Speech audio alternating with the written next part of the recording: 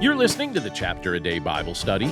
I'm John Stange, and today we're in Exodus 23, Laws about the Sabbath, Feasts, and Faithfulness. Exodus 23 brings the section of God's law that began at Mount Sinai toward a meaningful conclusion. After laying out specific case laws in the previous chapters, the Lord now addresses the heart behind obedience and the posture of His people and the promise of His guiding presence. And this chapter reminds us that following God isn't just about rule-keeping. It's about trusting His leadership, reflecting His character, and walking forward in hope. And when we read Exodus 23 carefully, we can also see how it points us to Jesus, the one who perfectly fulfills God's law and leads His people home. Now, the chapter opens with instructions about truth, justice, and integrity in community life. God tells His people in verse 1, "You shall not spread a false report." Truth matters because God Himself is true. Israel was called to resist mob thinking and personal advantage and dishonest testimony. And verse 2 adds, "You shall not fall in with the many to do evil." God was shaping a people who would stand firm even when obedience was costly and unpopular. Justice was also meant to be impartial. God warned against favoritism toward either the powerful or the poor. In verse 6 we read, "You shall not pervert the justice due to your poor in his lawsuit." And at the same time, He said in verse 3, not to show partiality to a poor man simply because of sympathy. God's justice isn't driven by emotion or social pressure. It's rooted in righteousness and truth. This anticipates Jesus, who judged with perfect fairness. He never twisted the truth to please crowds, and He never ignored injustice for personal gain. God then commands His people to show unexpected kindness even toward enemies. In verse 4 we read, "If you meet your enemy's ox or his donkey going astray, you shall bring it back to him." This kind of instruction pushes obedience beyond legal obligation into transformed character.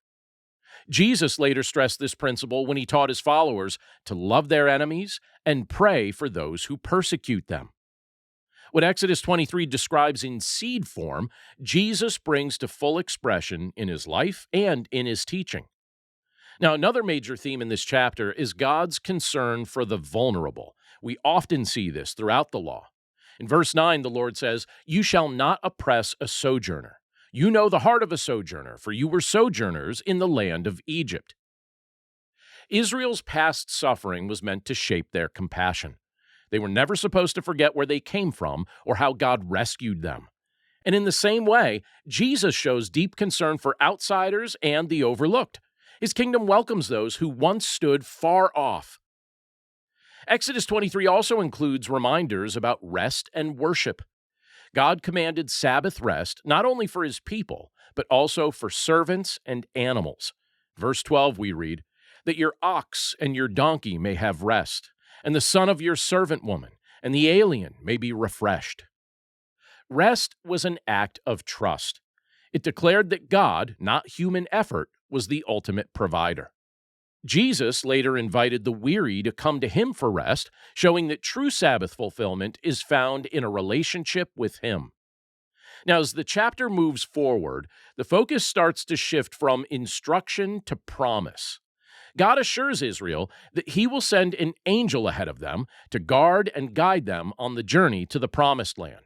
In verse 20 we read, "Behold, I send an angel before you to guard you on the way and to bring you to the place that I have prepared."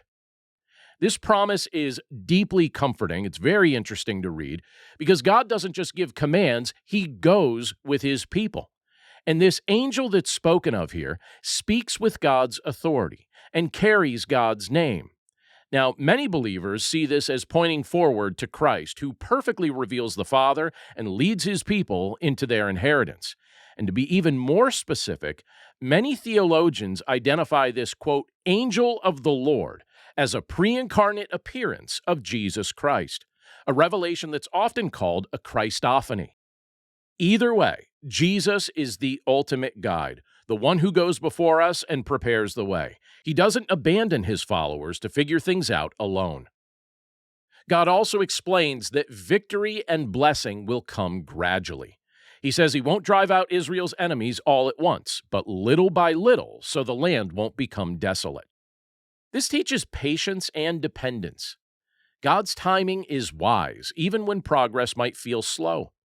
Jesus reminds us of this same truth as he patiently shapes his followers over time, growing us step by step in faith and obedience, and helping us grow in holiness as we learn to trust him in the midst of the trials and the tests that we go through all throughout the course of our lives.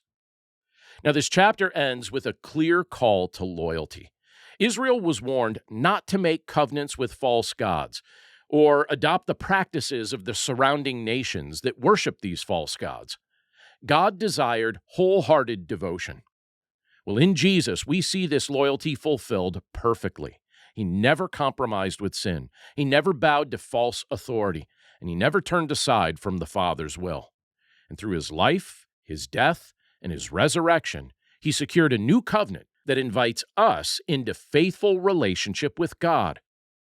Exodus 23 is a beautiful chapter because it shows us that God cares deeply about how his people live, how they treat others, and how they trust him. It points us to Jesus, who embodies truth, justice, compassion, and obedience. And as we follow him, we're reminded that God's commands are always paired with his presence, and his promises are always faithful. Thanks again for listening to today's episode of the Chapter a Day Bible Study. For more resources to help you in your walk with Christ and your understanding of the Bible, please visit my website at BibleStudyHeadquarters.com. And if you'd like to partner with me by becoming a supporter of this ministry, you'll see a few options to do so, again, at BibleStudyHeadquarters.com or in the description of this episode. As always, thank you for your prayers, thank you for your support, and thank you for your willingness to share this content with others. Have a great day, and I'll see you again right here tomorrow.